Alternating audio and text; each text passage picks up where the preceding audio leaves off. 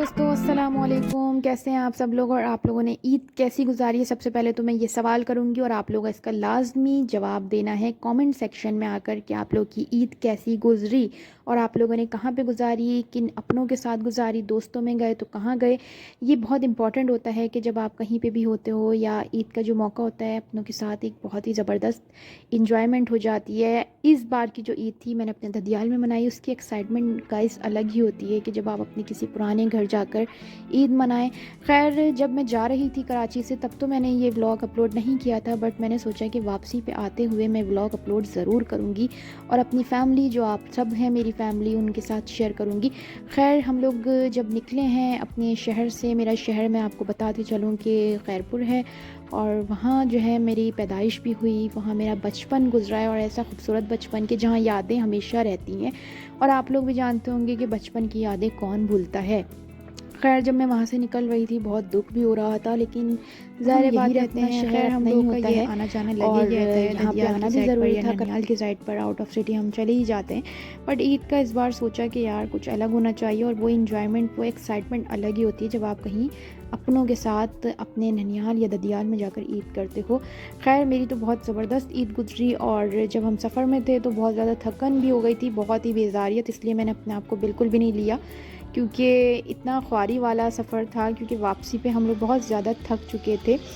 बस मैंने सोचा कि शेयर करना चाहिए इस व्लॉग को जो बहुत इम्पोर्टेंट था कि मेरा शहर, मेरी जो खुशी है, मेरा एक ख्वाब है कि भाई यार वहाँ पे अपना घर होना चाहिए, एक सुकून है वहाँ पर।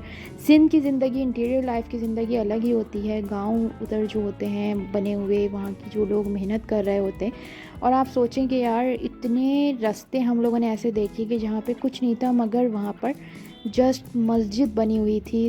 बस यही सोच रही थी कि यार एक खुशी भी महसूस हो रही थी कि यार दूर दूर तक कोई घर नज़र नहीं आ रहा मगर एक मस्जिद है। तो अल्लाह को चाहने वाले हर जगह पर हैं, बेशक अल्लाह ताला ही है जो इबादत के लायक है। खैर हम लोग एक जगह पे रुके, वहाँ पे हम लोगों ने कुछ खाया पिया, खाना वगैरह जिस तरीके से, क्योंकि पूरा सफ़र करते करते बहुत ज़्यादा थक गए थे। दैन उसके बाद जो है हमने चाय भी पी। उसके बाद जब हम निकले हैं तो बस हमें यही हो रहा था कि किसी तरह से हम अपने शहर कराची पहुंच जाएं। जाते हुए जो एक्साइटमेंट थी आते हुए बिल्कुल भी नहीं थी, इतनी कोई बेजारियत, इतना कोई रास्ता लंबा लग रहा था कि हमें कराची के हम टूल प्लाज़ा पे भी जब पहुँचे हैं तो उसके बाद भी हमें लग रहा था बस घर पहुँच जाएं। खैर जब हम कराची के करीब थे तो वहाँ पे तो माशाल्लाह से हमारा जो सिटी है, खूबसूरत शहर है, जो भी मामलात हालात हों वो तो अपनी जगह होते हैं, लेकिन ये सिटी जो है हमारे एक रोशनी वाला शहर कहलाता है और लोग मरते हैं इस शहर पे। हम लोग चलते रहे, हमने बहुत ज़बरदस्त जगहें भी देखी, बहुत अच्छी अच्छी चीज़ें नज़र आ रही थी, क्योंकि हम कहीं रुके तो नहीं हैं लेकिन यहाँ पे हमारा आना जाना रहता ही है। इंटीरियर में सिंध में आना एक अलग ही चीज़ होती है। गाइस मौसम बहुत ज़बरदस्त था। बहुत सारे लोग कहते हैं कि भाई इस वक्त इतनी गर्मी हो रही होती है, वहाँ पर जाना सही नहीं होता, मुनासिब नहीं होता, तो ऐसा कुछ भी नहीं था।